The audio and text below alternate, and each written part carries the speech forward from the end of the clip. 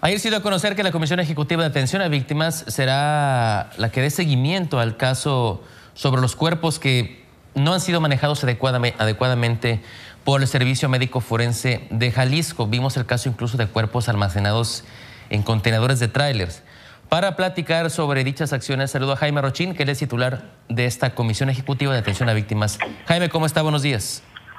Samuel, buenos días, un gusto saludarte a ti y saludar a todo el auditorio de Milenio Televisión. Gracias. Ayer han presentado ustedes ya una opinión técnica a las autoridades estatales. ¿Qué encontraron en esta revisión que hicieron al sistema o a su mecanismo de procesamiento de cuerpos? Sí, Samuel, muchas gracias. Mira, recordémosle al auditorio que en septiembre del año de este año se encontró un tráiler que venía circulando con restos humanos por toda la zona metropolitana de Jalisco, que pasó de Guadalajara a Tlaquepaque y luego de Tlaquepaque otra vez a la zona metropolitana de Guadalajara y luego a Tlajomulco de Zúñiga y ahí se atascó y efectivamente eso generó unos olores que invitó a la gente o que preocupó a la gente que hizo una denuncia y encontraron ahí una serie de restos humanos contenidos en esos tráileres.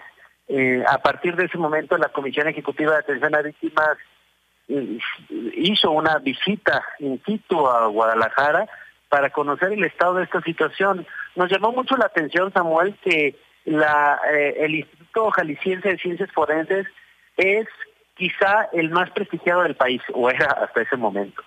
Tiene todos los certificados y tiene un reconocimiento muy importante por un trabajo hecho. Entonces nuestra duda fue qué es lo que estaba sucediendo allí y si esto podría repetirse a lo largo de todo el país. Lo que encontramos fue que efectivamente todo el tema es insuficiente, la capacidad que tiene el Instituto Jalisciense de Ciencias Forenses. Por ejemplo, a ellos señalan que en el anfiteatro tiene un cupo para 100 restos humanos. En esta ocasión había en total, incluyendo los 2 tráileres y los restos que estaban en el anfiteatro, por lo menos 444 restos de personas, es decir, casi 5 veces sobrepasado la capacidad.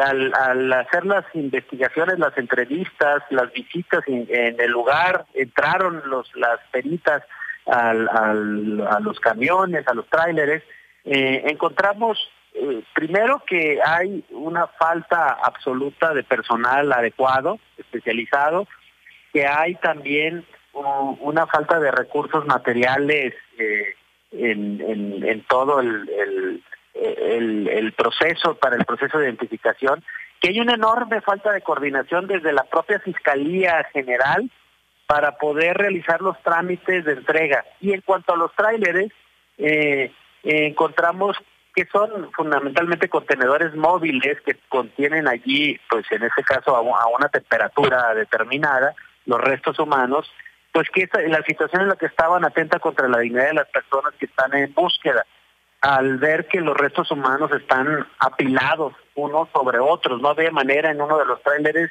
ni siquiera de recorrerlo porque estaba todo apilado. Ese es un dolor adicional a las víctimas que están buscando a sus familiares, saber que los restos de un ser querido pueden estar tratados de esa manera.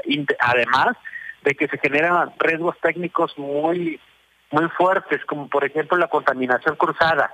Esto quiere decir que al apilar los cuerpos, por decirlo, perdón que lo diga con esa claridad, pero al apilar los cuerpos se confunden unas partes de una persona con otra, etcétera, y esto genera en la investigación penal una afectación muy grave para el reconocimiento y para la investigación de lo que sucedió. Perdón que lo interrumpa. Una serie de recomendaciones generales y específicas, técnicas, perdón.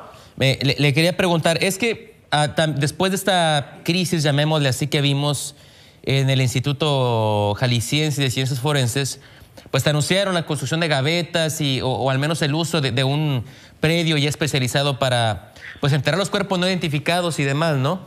algo como lo que entiendo se hacía en otros estados, por ejemplo, como en Tamaulipas, donde había una especie de fosa común para depositar ahí los cuerpos que ya habían sido registrados y que no habían sido reclamados.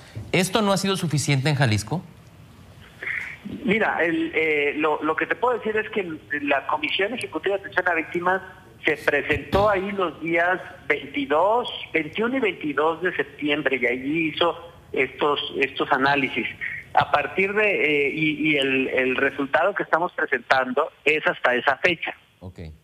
Ayer que presentamos el documento técnico en Jalisco, el nuevo gobierno se acercó a nosotros a través del licenciado Macedonio Tamés, que es el coordinador de seguridad, y nos informó ya de avances que estaban realizando en respuesta a nuestras recomendaciones. Estamos iniciando ya un diagnóstico de carácter nacional. Será muy interesante en ese diagnóstico que terminaremos a más tardar en agosto del próximo año. Será muy interesante ver efectivamente si Jalisco cubrió ya todas las deficiencias que estaba mostrando. Por lo pronto ayer vimos una intención muy importante, muy interesante en el gobierno del estado para transformar todo el tratamiento de restos humanos.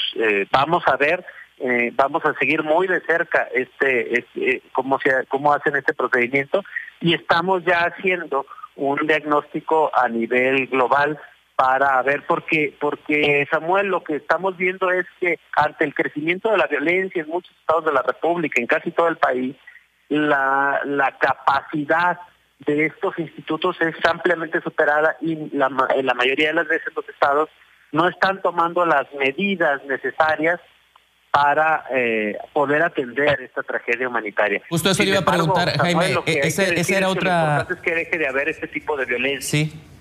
Esa era otra duda, Jaime. ¿Han detectado ustedes ya? Digo, este fue el caso más mediático, el de Jalisco, porque pues finalmente llegó a lo escandaloso. Pero ¿han detectado otro caso de algún estado que enfrente una situación similar de no poder manejar adecuadamente los cadáveres?